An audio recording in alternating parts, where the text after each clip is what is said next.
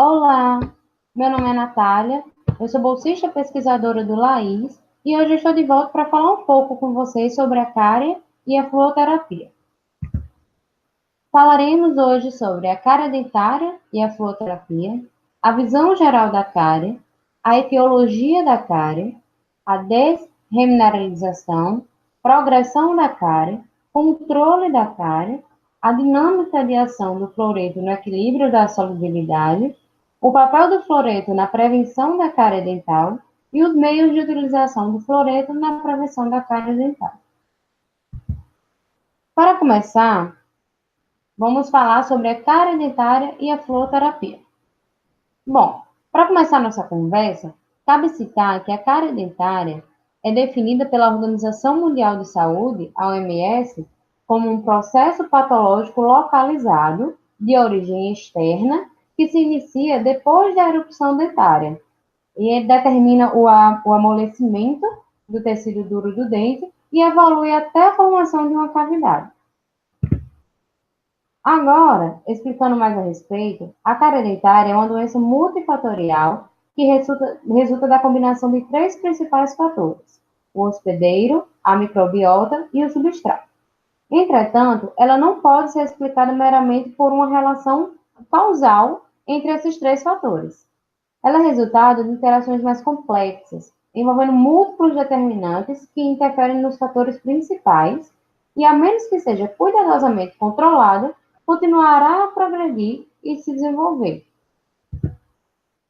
Por muito tempo, a odontologia buscou na resistência dos dentes a solução para o problema da cárie dental, acreditando que a estrutura mineralizada seria responsável por determinar a ocorrência ou não da desmineralização e a dissolução dos minerais dos dentes.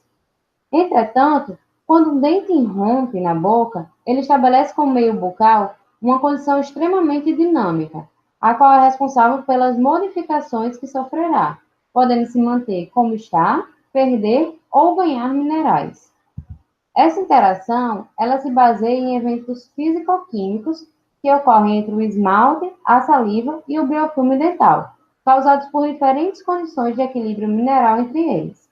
Eventos como desmineralização, cárie ou erosão dental, e a remineralização, que é a reversão da desmineralização, a reposição desse mineral perdido, ou a formação de um cálculo dentário, que é a precipitação de minerais sobre o dente, eles ocorrem com a estrutura dental que está em contato com o meio bucal.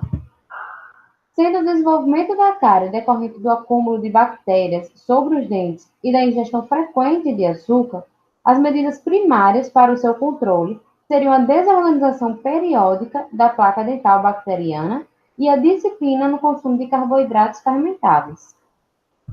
Entretanto, a medida de maior impacto para o controle do desenvolvimento da cárie tem sido o flúor.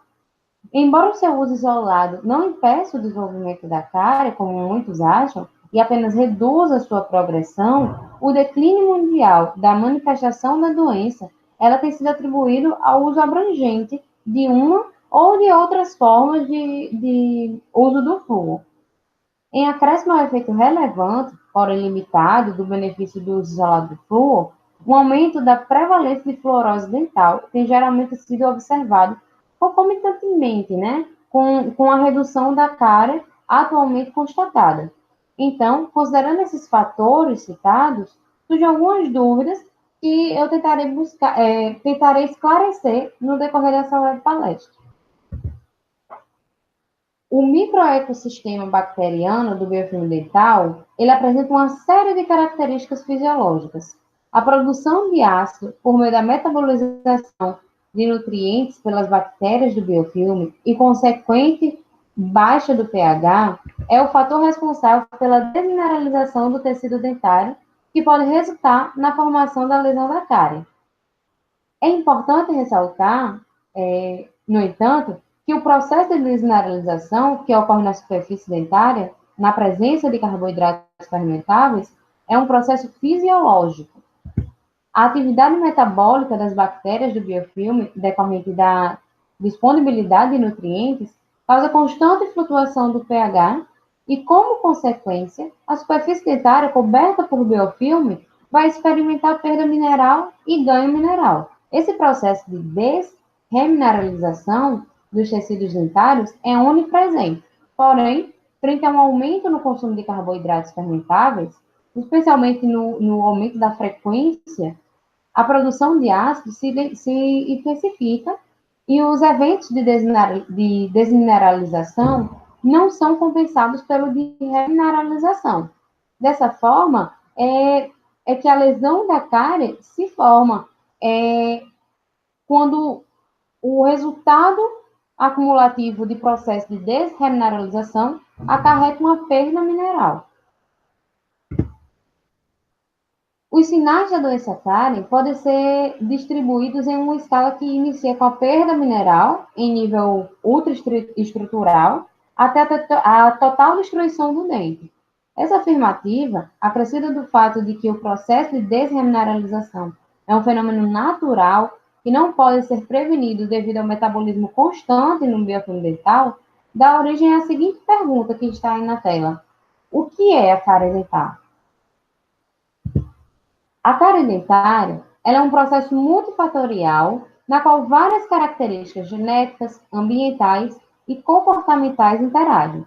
São diversos os fatores determinantes do processo de doença cárie e eles podem ser classificados em fatores que atuam no nível da superfície dentária e fatores que atuam no nível do indivíduo-população. Os fatores que atuam no nível da superfície dentária, está no círculo interno, são os determinantes biológicos ou determinantes proximais. Temos como exemplo aí a capacidade tampão, o metabolismo, a saliva, o flúor, a dieta. Já os fatores que atuam no nível do indivíduo, da população, que é o círculo externo, são os determinantes distais e são citados nesse esquema: a classe social, a renda, a educação, comportamento, atitudes, conhecimento. Então, para o seu desenvolvimento, a cárie, ela depende da interação de diversos fatores por um determinado período, sendo 3 deles essenciais ou primários. O primeiro fator, o hospedeiro, representa o indivíduo com os componentes da cavidade bucal, como os dentes e fatores salivares. O segundo fator, a microbiota, representa os micro-organismos bucais. E o terceiro fator, o substrato, representa a dieta. O quarto fator, ele foi adicionado posteriormente, representando o tempo de interação dos diversos fatores para o início e a progressão da lesão cariosa. Fora esses fatores essenciais ou determinantes, fatores socioeconômicos, culturais e comportamentais também são relacionados à etiologia da doença e, embora eles não sejam essenciais, como citados anteriormente, para que ela se inicie, eles podem sim favorecer a sua progressão e a sua gravidade, ou seja, a atividade da cárie. Esses fatores, eles são denominados de fatores etiológicos secundários e podem interferir nos fatores primários. Assim, fatores que alteram a mineralização do dente durante a sua formação e que reduzem o fluxo salivar e as propriedades de defesa da saliva são classificados como fatores etiológicos secundários, pois tornam o hospedeiro mais susceptível à doença. E fatores que favoreçam a dieta, o substrato mais cariogênico, ou que favoreça a aquisição precoce e a proliferação de micro-organismos cariogênicos, são fatores etiológicos secundários. Também, né?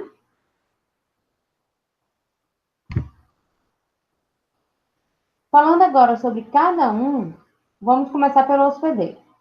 Alguns fatores de hospedeiro são importantes na formação da cárie, como o baixo fluxo salivar, combinado com áreas de retenção, forma dentária e ausência de elementos, aspectos esses que facilitam o acúmulo de alimento. E outro fator importante é o efeito da nutrição deficiente que altera a resposta do hospedeiro, favorecendo o aparecimento de doenças. Quanto à saliva, ela é composta por secreções das glândulas salivares maiores, a parótida, submandibular e sublingual, das glândulas menores e fluido gengival, além de outros componentes de origem não glandular. Ela desempenha funções muito importantes na fonação, na digestão, no paladar e na manutenção da integridade dos tecidos moles e mineralizados da cavidade bucal. Além disso, a saliva exerce parte da defesa do hospedeiro contra a cárie, removendo alimentos e bactérias, mantendo o sistema tampão contra ácidos produzidos, sendo um reservatório mineral de cálcio e fosfato necessários para a desmineralização, remineralização do esmalte e possuindo substâncias antibacterianas, antifúngicas e antivirais. Quanto ao fluxo salivar, em crianças muito jovens, em virtude da imaturidade sistêmica, as concentrações de fatores protetores salivares são muito baixas. Além da composição salivar, outro aspecto a considerar é o fluxo salivar, que exerce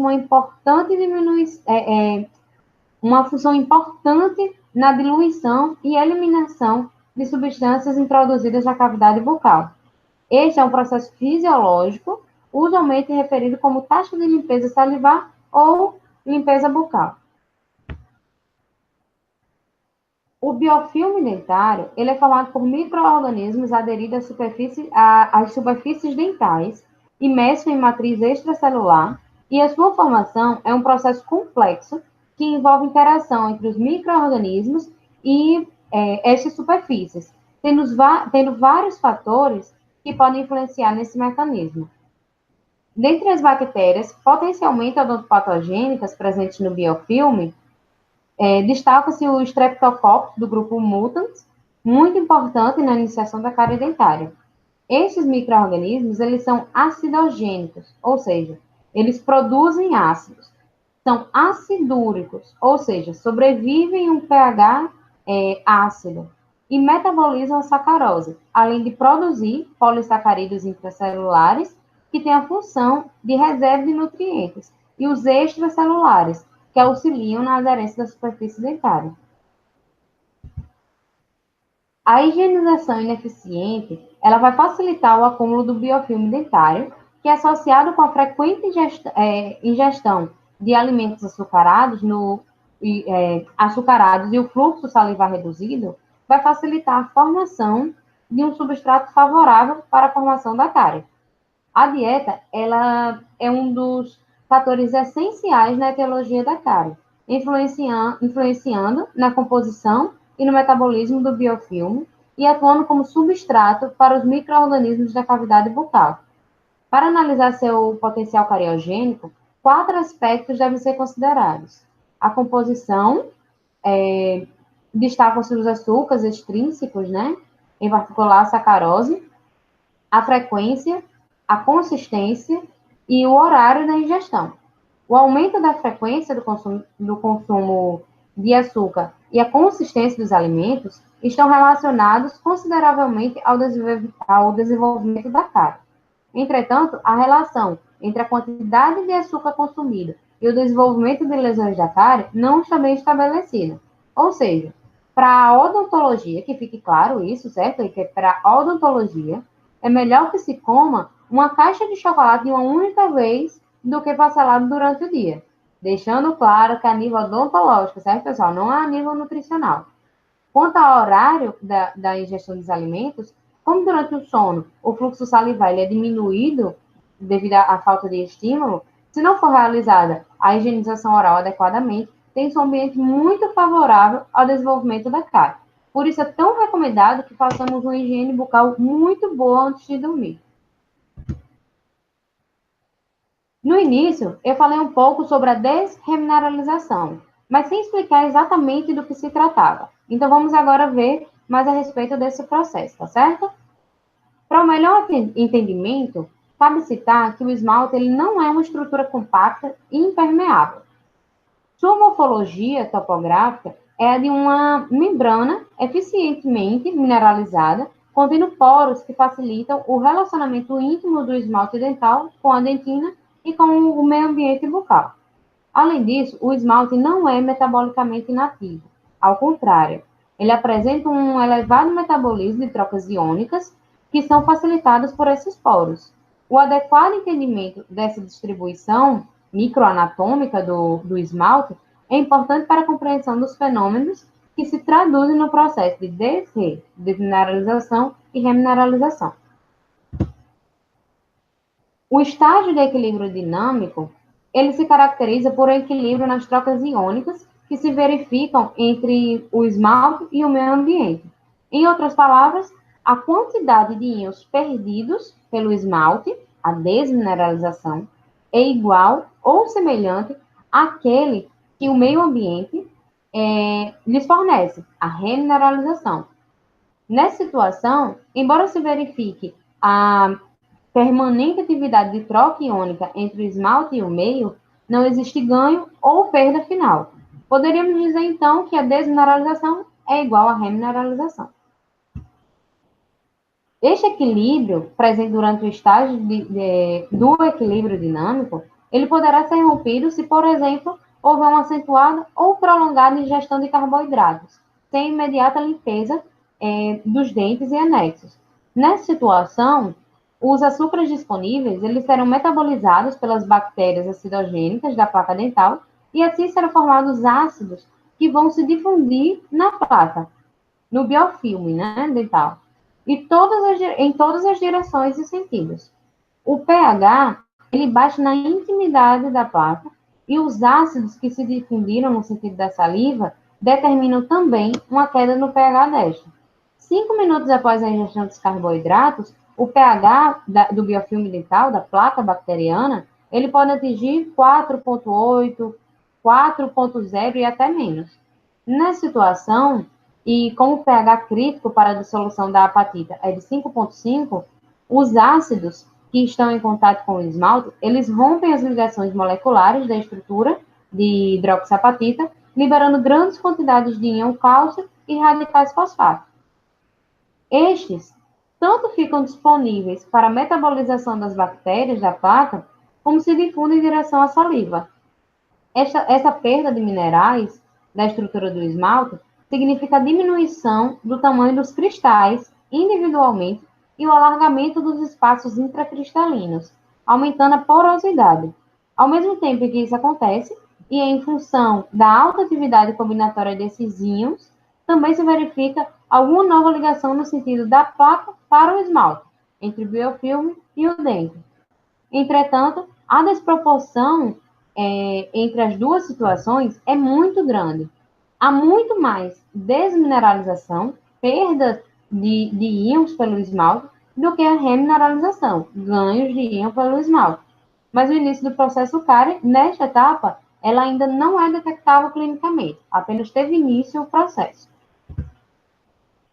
Com a ação continuada do predomínio da desmineralização sobre a remineralização, cujo significado é a perda sistemática de substância, leva à formação da mancha branca, que é a primeira evidência clínica do desenvolvimento da cárie, ainda sem a presença da cavidade, como a gente pode ver nessa imagem. Esta aparência branca, assumida pelo esmalte desmineralizado, deve-se a um fenômeno óptico determinado pelo grande aumento da sua porosidade. Consequentemente, também de densidade e de resistência. Por essas razões, ao exame clínico, esta região ela não deve sofrer a ação da ponta da sonda exploradora, que poderia determinar, então, uma cavitação pela manipulação, que não está no seu tempo próprio, só devido ao contato da sonda com essa região que está sensível. Vale salientar que nesta etapa da evolução da cárie, há grandes possibilidades de reversibilidade. Isto é, enquanto não houver cavitação, é possível sim remineralizar essa zona se ela for bem cuidada.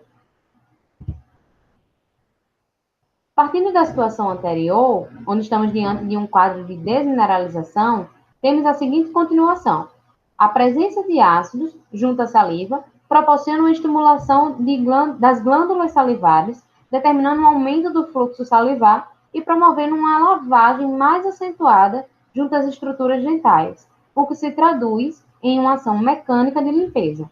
Havendo uma maior quantidade de saliva, haverá, em consequência, maior quantidade de seus componentes, entre os quais os chamados tampões, que regulam o pH, elevando em busca de neutralidade. Esses fatores, associados à maior presença de íons inorgânicos na saliva, sobretudo o cálcio e o fosfato, eles determinam, o cálcio e o fósforo, desculpa, eles determinam uma reversão no sentido do fluxo. Ambos se dirigem na forma de promoverem o predomínio da remineralização sobre a desmineralização quando há associação desses fatores com a melhora da higiene bucal.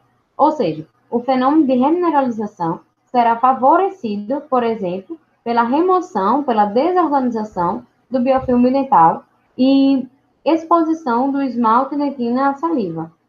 Entretanto, este nunca é eficiente para repor todo o mineral perdido. Agora, com o conhecimento adquirido, fica mais fácil observar e entender a interação dente, meio ambiente e consequências que está representado nessa imagem. A saliva ela é saturada em relação aos minerais do dente, o cálcio e o fósforo. A queda no pH, tornando o meio ácido, estabelecendo uma condição de subsaturação em relação aos minerais do esmalte, onde em 2A as condições ácidas extremas promovem a erosão e em 2B a produção de ácidos pelas bactérias do biofilme dental promove a formação da lesão cárie. A lesão de cárie, em 3, ela sofre remineralização quando uma condição de supersaturação ela é estabelecida. E em 4, temos a ilustração do depósito de minerais sobre a superfície do dente, formando o cálculo dentário. Então, sendo mantido o ambiente acidúrico mencionado anteriormente, o número de micro-organismos acidogênicos aumenta, promovendo o desenvolvimento da lesão, que é no estágio acidúrico. Inicialmente, a superfície do esmalte, a superfície do esmalte, ela se mostra rugosa, opaca e clinicamente é visível como uma mancha branca, lesão de cárie não cavitada ativa, como foi mencionado, né? Vale lembrar que essa lesão ela tem sido denominada de mancha branca devido ao seu aspecto clínico. Entretanto, várias outras lesões não cariosas podem também causar manchas brancas no esmalte, como a fluorose dentária, então tem que ficar atento, tá certo? Se o processo de desmineralização persistir, a lesão da cárie ela progride, ocasionando a quebra da camada superficial da lesão, com formação de uma cavidade, que é a lesão de cárie cavitada. A lesão com cavidade que está sofrendo perda mineral, ou seja, em processo de progressão, ela é denominada de lesão cavitada ativa. Em um primeiro estágio, ela não pode se limitar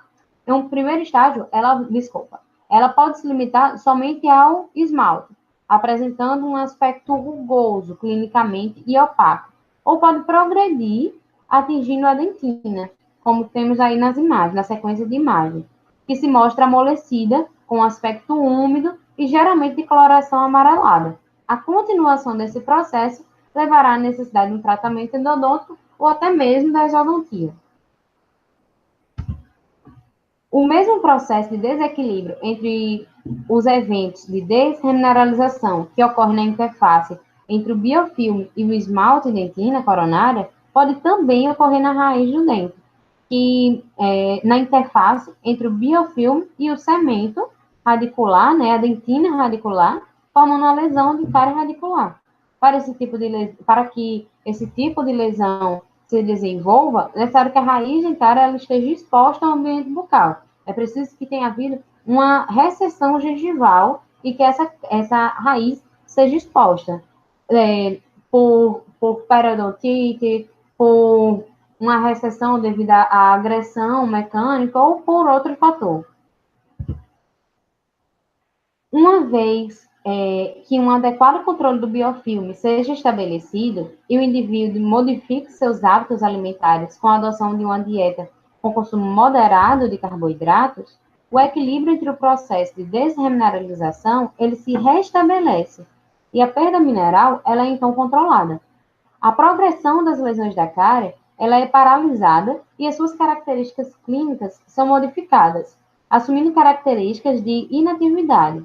As lesões localizadas no esmalte, quando paralisadas, elas se caracterizam por apresentar superfície lisa e brilhante, podendo ter coloração escura ou branca. As lesões cavitadas inativas em dentina coronária, ela tem um aspecto endurecido e frequentemente ela é bem escura. Já as lesões radiculares paralisadas, ela tem a sua superfície endurecida e frequentemente escurecida também.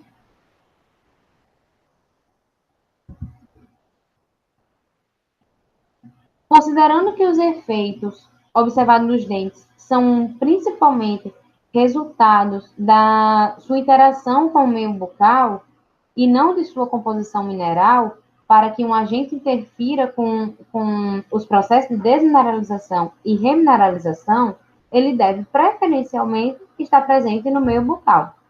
É o caso do flúor, que quando presente no meio oral, na forma livre, o íon flúor, melhor chamado de fluoreto, ele pode modificar significativamente esses processos. Todo o processo de troca entre esse mineral e o meio bucal ocorrerá com base no equilíbrio de dissolução de um mineral em ambiente aquoso. Assim, embora a hidroxiapatita, que é o principal componente mineral da estrutura dentária, apresente uma baixa solubilidade, ela se dissolve quando é meio aquoso e esta dissolução ocorrerá até ser alcançado um equilíbrio iônico entre a fase sólida e a fase iônica, representando por esta equação aqui. Cada mineral, por apresentar composição diferente, apresenta uma solubilidade típica, de acordo com os íons que a compõem. Assim, se no lugar das hidroxilas houver fluoreto, o mineral resultante será a fluorapatita, que apresenta um grau de dissolução diferente.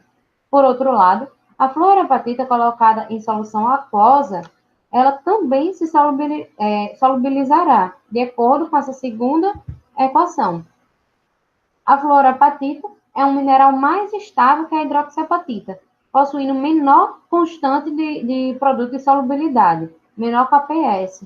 E por esse motivo, acreditava-se que se houvesse fluoreto na estrutura mineral dos dentes, esse teria uma menor solubilidade e, inclusive, seria mais resistente aos ácidos bacterianos.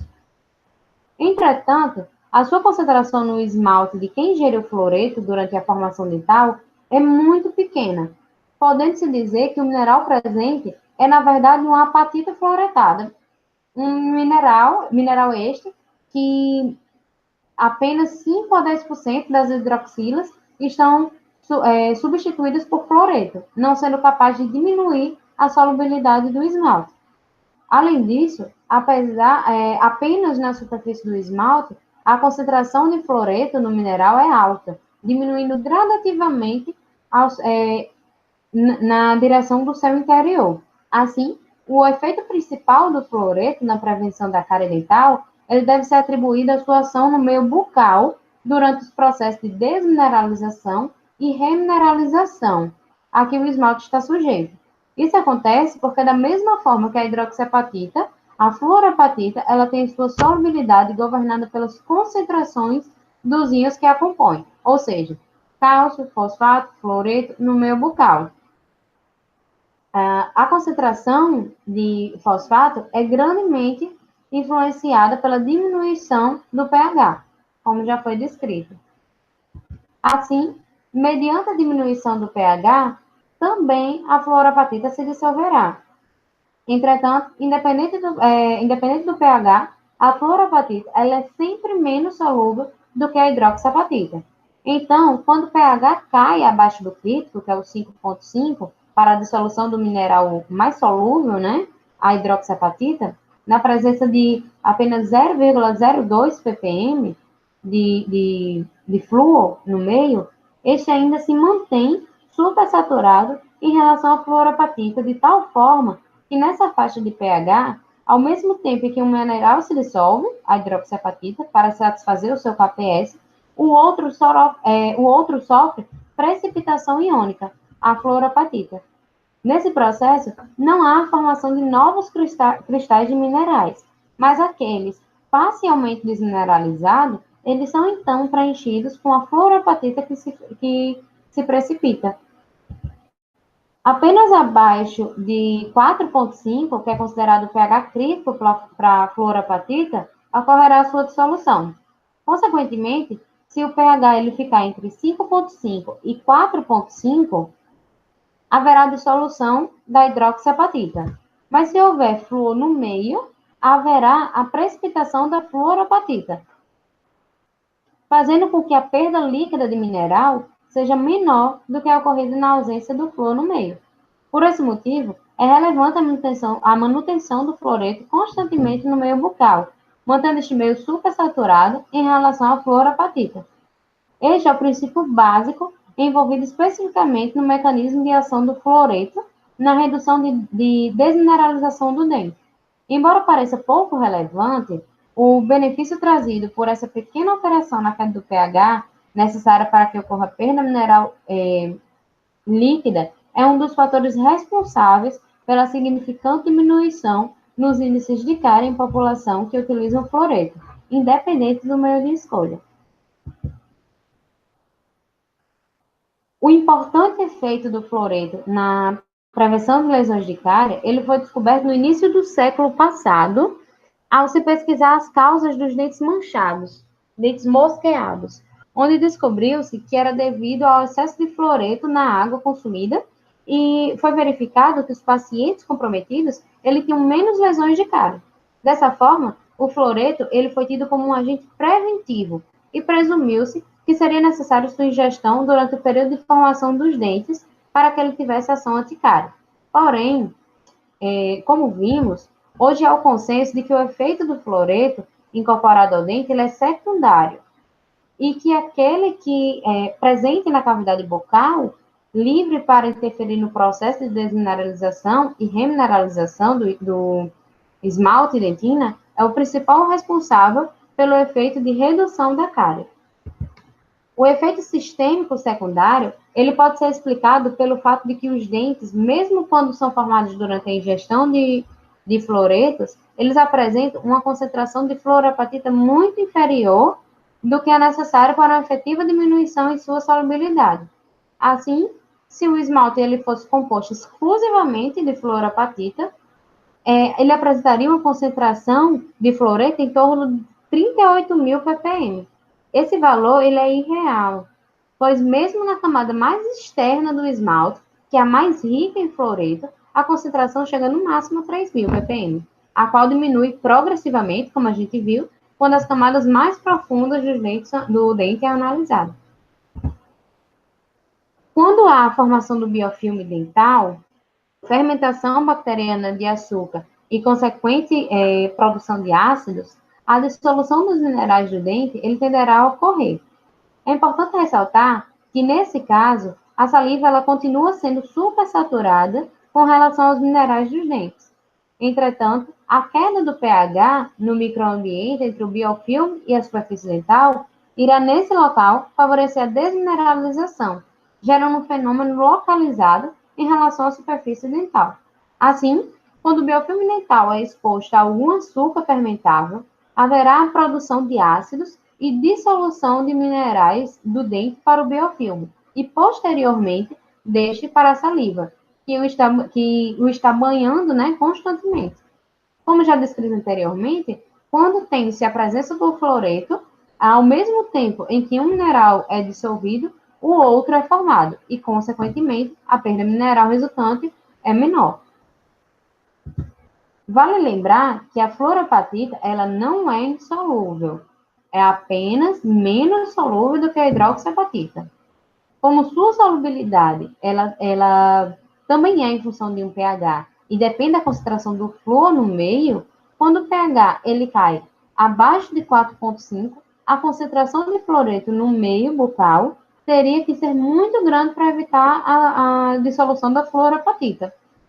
E a manutenção de uma concentração alta é irreal clinicamente, como a gente viu há pouco, tendo em vista a constante lavagem da cavidade bucal pela saliva, diluindo a concentração salivar atingida após o uso do fluoreto. Assim, este não é capaz de impedir a ocorrência da cárie, mas sim de reduzir a velocidade da sua progressão. Enquanto o fluoreto presente no meio bucal, ele é eficiente para reduzir a desmineralização do esmalte provocada por ácidos do biofilme dental, isso não é verdade para ácidos de outras origens. Assim, o efeito do fluoreto para evitar a erosão do esmalte da dentina é muito mais limitado. No caso da erosão, o princípio de dissolução de minerais é semelhante àquele envolvido no desenvolvimento da cárie, porém, sem a presença de biofilme dental e em condições extremas de queda de pH, ou seja, abaixo de 4,5. Nesse pH, mesmo que no meio bucal haja fluoreto, esse não será suficiente para manter a supersaturação em relação à fluorapatita, sendo impossível impedir a perda mineral, que serão imediatamente dissolvidos e removidos do local, diferente do que ocorre no caso da cárie, onde há a presença do biofilme que retém. No caso da cárie, antes de se diluírem para a saliva, os íons dissolvidos eles permanecem no biofilme, permitindo a ocorrência de remineralização da superfície quando forem alcançadas condições de supersaturação pela elevação do pH. No caso de erosão, os minerais eles são removidos em camadas, permanecendo abaixo da área atingida, uma estrutura amolecida e menos mineralizada. Desde que não haja abrasão da estrutura amolecida, esta poderá ser parcialmente remineralizada. Entretanto, se a porção mais externa atacada pelo ácido for mecanicamente removida, o que é muito comum, né, que isso aconteça, porque enquanto está acontecendo esse processo, é muito difícil que não tenha nada mecânico que retire essa camada. Então, com essa remoção, será impossível a reposição química do mineral.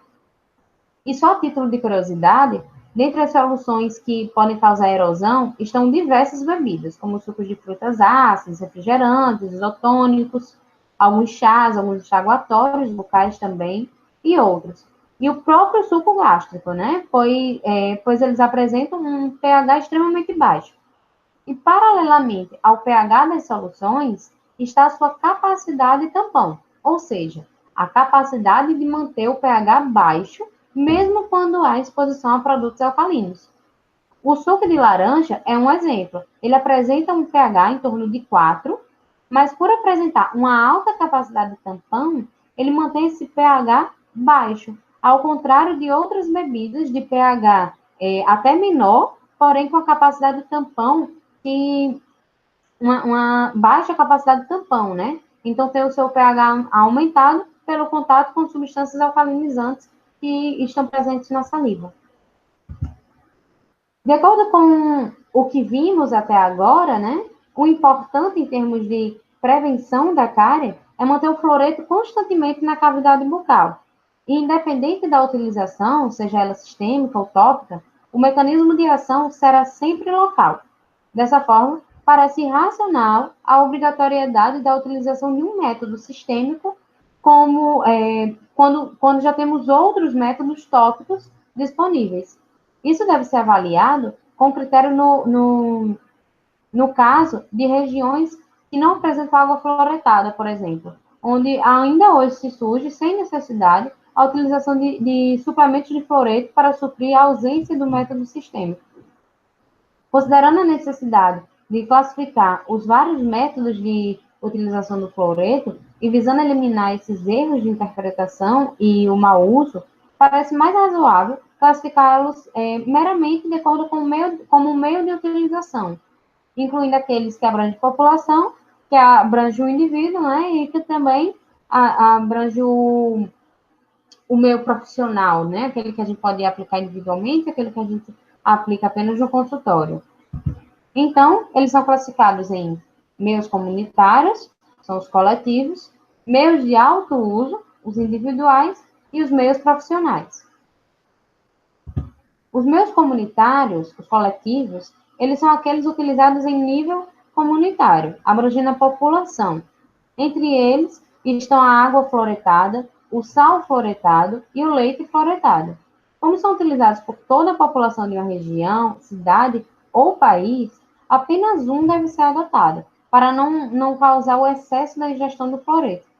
Dentre esses meios, a água fluoretada é o meio de utilização mais racional, pois apresenta baixo custo, alta abrangência e alcança os indivíduos de maneira mais homogênea, pois o consumo de água ele é semelhante para diferentes indivíduos, o que não se aplica ao sal e ao leite. Então, vamos falar um pouco sobre ela, tá certo?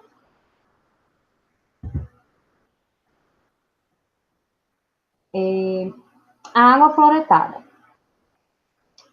O nível de fluoreto a ser adicionado na água, ele deve ser determinado de acordo com a temperatura média anual da região. Isso se deve ao fato de que, em países de clima temperado, com temperaturas anuais mais baixas, a ingestão diária de água ela é menor. O inverso ocorrendo em países tropicais, como o Brasil. Cabe lembrar que em regiões de água fluoretada, os alimentos cozidos com essa água, eles também apresentarão uma concentração de fluoreto mais elevada. Considerando os alimentos típicos ingeridos diariamente por brasileiros, o arroz e feijão, a concentração de fluoreto nesses alimentos será próxima à concentração de fluoreto presente na água em que forem cozidos. Assim, mesmo que o indivíduo que vive em região de água fluoretada beba água mineral não fluoretada, ele estará se beneficiando sim do efeito do fluoreto presente nos alimentos cozidos com essa água. Estima-se que 50% do fluoreto ingerido pela dieta, sólidos e líquidos, seja fornecido pelos alimentos cozidos com água fluoretada. Assim, parece não ser válida aquela alegação de que a fluoretação da água no Brasil tem um efeito anticário limitado, porque há resistência em beber água de abastecimento público. Também pela mesma razão, não há fundamentação em falar que em suplementação medicamentosa com fluoreto. São considerados meios de alto uso de fluoreto todos aqueles utilizados pelo próprio indivíduo, como dentifrício e soluções para bochecho fluoretado. Entre eles, os dentifrícios fluoretados ganham destaque, pois são utilizados por praticamente toda a população brasileira e têm sido considerados como um dos fatores responsáveis pelo declínio da cárie observado mundialmente. Os meios individuais de utilização do fluoreto, eles permitem a indicação de acordo com o risco da cárie do paciente.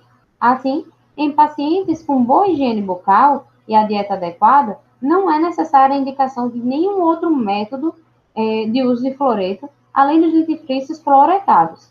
Por outro lado, em pacientes que apresentam higiene deficiente e hábitos dietéticos cariogênicos, a utilização de mais de um meio pode ajudar no controle do processo da cárie. Os dentifrícios fluoretados, né, as pastas de dentes fluoretadas, é considerado o método mais racional de prevenção de cárie dental dos meios individuais, pois alia a remoção do biofilme dental à exposição constante do fluoreto. Sua utilização, ela tem sido considerada responsável pela diminuição nos índices de cárie observados hoje em todo o mundo, mesmo em países ou regiões que não possuam água fluoretada. No Brasil, o papel do dentifrício fluoretado na redução dos índices de cárie também tem sido bem marcante. O ano de 1989, ele é considerado para fins epidemiológicos como um ano no qual grande parte dos brasileiros passou a ter acesso a dentifrícios fluoretados. e, paralelamente à disponibilidade de dentifrícios fluoretados, uma queda mais acentuada nos índices de cárie passou a ser observada em cidades que possuíam uma água fluoretada. Além disso, o dentifrício fluoretado, ele apresenta uma grande ação na prevenção da cárie, porque aumenta a concentração de flúor na saliva por cerca de 40 minutos. Esse aumento da concentração de fluoreto na saliva se deve à sua retenção na cavidade bucal pela ligação com íons cálcio, formando regularmente pequenas quantidades de fluoreto de cálcio na superfície do esmalte e dentina. Assim, a utilização frequente de dentifrício associa a remoção de biofilme a um aumento dos níveis de fluoreto na cavidade bucal, interferindo no processo de desremineralização. Dois tipos de compostos fluoretados podem ser utilizados nos dentifrícios: o fluoreto de sódio ou monofluorfosfato de sódio. Independente do composto utilizado, a ação da cavidade bucal será a mesma, pois ambos liberam o íon fluoreto. O fluoreto de sódio se ioniza quando em contato com água, liberando os íons sódio e fluoreto. Já no monofluorfosfato, o fluoreto está ligado covalentemente ao fosfato, sendo liberado pela ação de enzimas chamadas de fosfatases, que estão presentes na cavidade bucal. Então, é liberado apenas em contato com a água e o outro na cavidade bucal devido à presença de enzimas. É válido citar que, embora o composto fluoretado não interfira na eficácia do dentifrício, os demais componentes da formulação eles devem ser compatíveis para evitar que o fluoreto se ligue a outros íons, tornando-se insolúvel e perdendo sua ação. Por exemplo, fluoreto de sódio ele não deve ser agregado a dentifrícios contendo carbonato de cálcio, pois ocorre a ligação do fluoreto com o cálcio abrasivo, formando-se o fluoreto de cálcio dentro do tubo e não no dente. Quando for utilizado para escovação, o fluoreto de cálcio que foi formado no dentifrício, ele não libera fluoreto, impedindo assim a sua ação preventiva. Para dentifrícios que utilizam o fluoreto de sódio, o agente abrasivo deve ser compatível. A sílica, por exemplo, a qual não reage quimicamente com o fluoreto.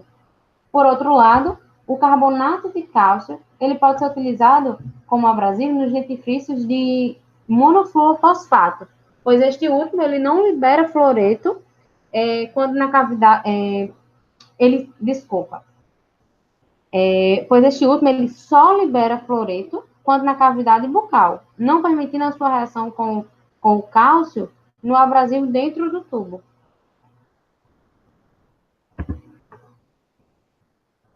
Quanto à concentração de fluoreto adicionada aos dentifrícios, usualmente em torno de 1.100 a 1.500 ppm, tem comprovadamente um efeito sobre os índices de cárie das populações.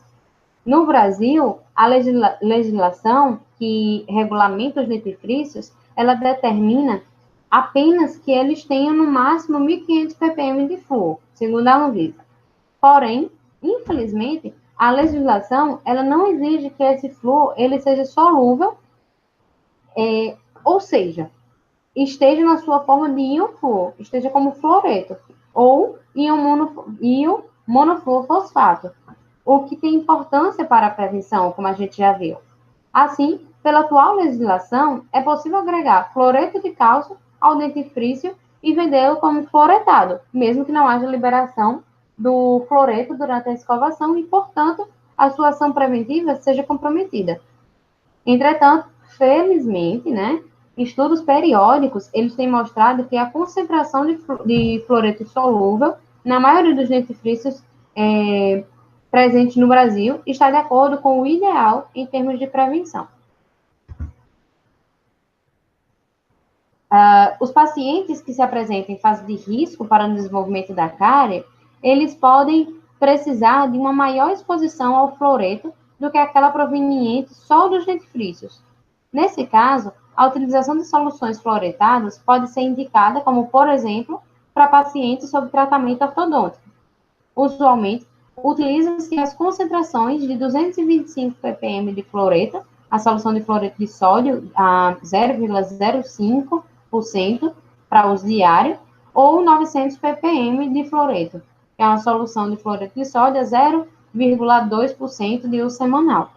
Em ambos os casos, a concentração é menor do que aquela presente nos dentifrícios e, portanto, seu uso ele deve ser visto como um adicional aos procedimentos convencionais de higiene com os dentifrícios fluoretados. Considerando que os fluoretos eles agem quando presentes na cavidade bucal, e levando-se em conta a abrangência dos métodos tópicos de utilização dos fluoretos, em especial destaque os dentifrícios, como a gente vem vendo, a indicação de comprimidos fluoretados parece alcançar um efeito sistêmico, parece ser irrelevante. Outro problema é a ingestão do fluoreto em complexos vitamínicos que contêm cálcio oferecido a gestantes. Ele reage com o fluoreto, diminuindo a absorção de ambos.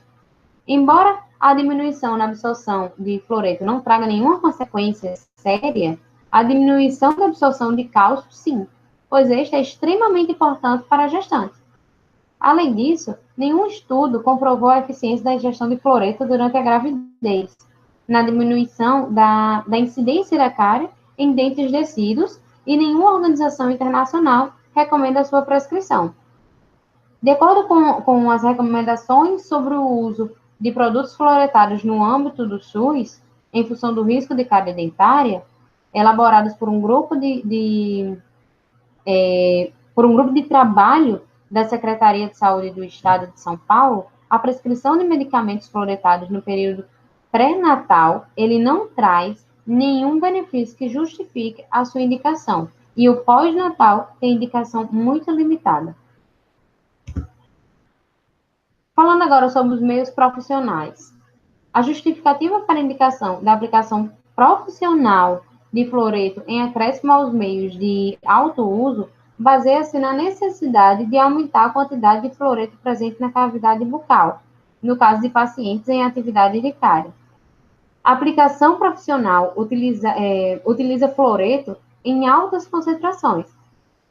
Nessas concentrações, além do aumento na concentração salivar de fluoreto, este reagirá com a estrutura mineralizada dos dentes, formando dois produtos.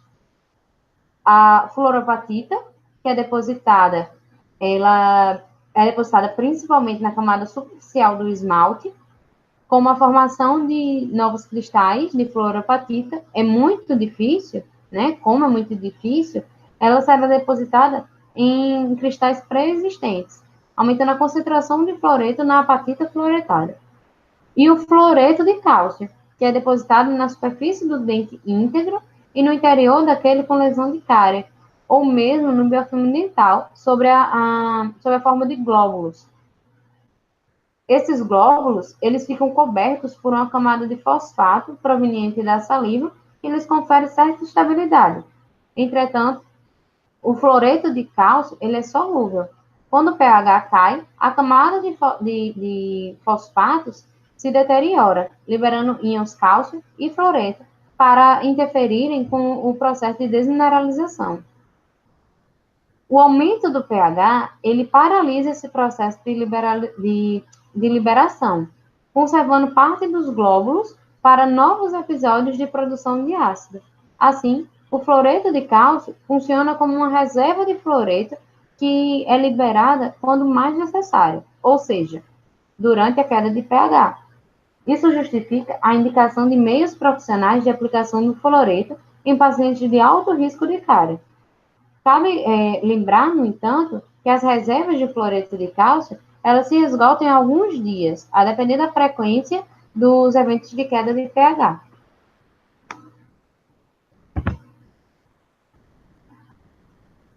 A aplicação tópica de fluoreto. O fluorfosfato acidulado a 1,23%. O fluorfosfato acidulado, na forma de gel, ele é o agente fluoretado de aplicação profissional utilizado em lesões incipientes. Ele apresenta fluoreto na concentração de 12.300 ppm, muito maior do que aquela encontrada no dentifrício, e, além disso, o seu pH ácido promove a formação de grande quantidade de fluoreto de cálcio, pois disponibiliza cálcio presente no mineral do dente para a reação com o fluoreto. Com relação ao tempo de aplicação, clinicamente não parece haver diferença entre a utilização por 1 minuto ou por 4 minutos. Embora um maior tempo leve à formação de maior quantidade de fluoreto de cálcio, em termos de prevenção da desmineralização, essa diferença ela não é relevante.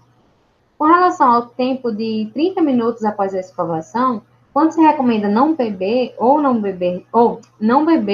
comer nada, desculpa, essa medida parece não interferir tanto na quantidade de fluoreto depositada no esmalte, quanto no efeito preventivo mediante o desafio cariogênico.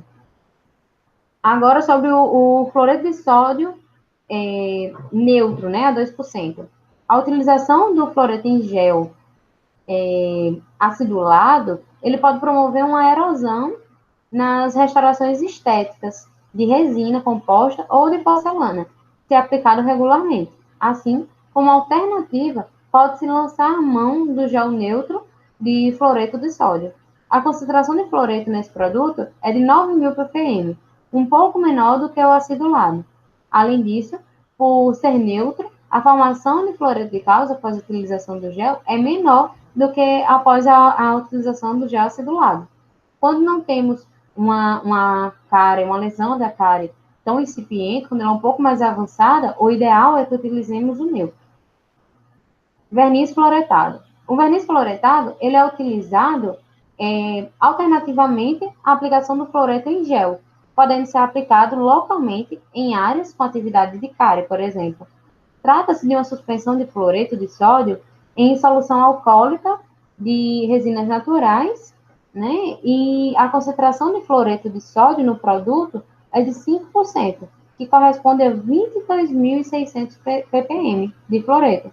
Apesar da alta concentração, o pH do produto é neutro, o que promove a formação de uma menor quantidade de fluoreto de cálcio quando comparada ao fluoreto acidulado. Normalmente, a sua aplicação ela é indicada para regiões de risco de cárie, como manchas brancas ou superfícies oclusais de dente em erupção, o que diminui a exposição ao fluoreto pela menor quantidade de material aplicado. Além disso, um estudo laboratorial, ele mostrou que mesmo para acelerar a remineralização do esmalte, o dentifrício fluoretado utilizado diariamente apresenta um maior efeito do que uma única aplicação de verniz, sem efeito aditivo, quando verniz e dentifrício fluoretado são utilizados em conjunto. Assim, esse método ele deve ser visto como um coadjuvante, sempre considerando o grande efeito preventivo do dentifrício fluoretado. Para concluir nossa web palestra, né, todo profissional que se dedica à odontologia, ele deve ter em mente que a instituição de um protocolo preventivo adequado, o estabelecimento de um plano de tratamento curativo, reabilitador, individualizado e a periodicidade de retorno devem estar embasados nos riscos e na atividade de cárie, a fim de reduzir a prevalência da cárie dentária e melhorar a qualidade de vida dos pacientes. Tendo em vista as inúmeras evidências científicas apontando o fluoreto como grande responsável pela diminuição dos índices de cárie observado em todo o mundo nas últimas décadas, é importante a sua presença constante na cavidade bucal, em níveis baixos, garantindo o equilíbrio de mineral do dente em relação à saliva. Assim, seu efeito ele independe da idade do indivíduo e do meio de utilização, pois sempre o objetivo final será manter o fluoreto constante na cavidade bucal para interferir com o desenvolvimento da cárie dentária. Essas foram as referências utilizadas para a elaboração dessa web palestra. Obrigada a todos que me acompanharam até aqui. Aguardo vocês na próxima web palestra.